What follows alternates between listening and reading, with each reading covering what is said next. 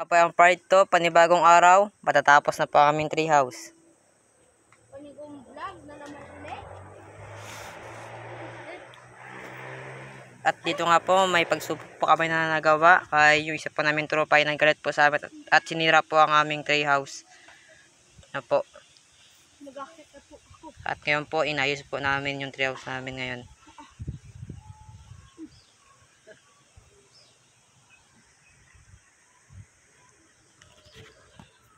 Ngayon po, see you in next vlog naman po.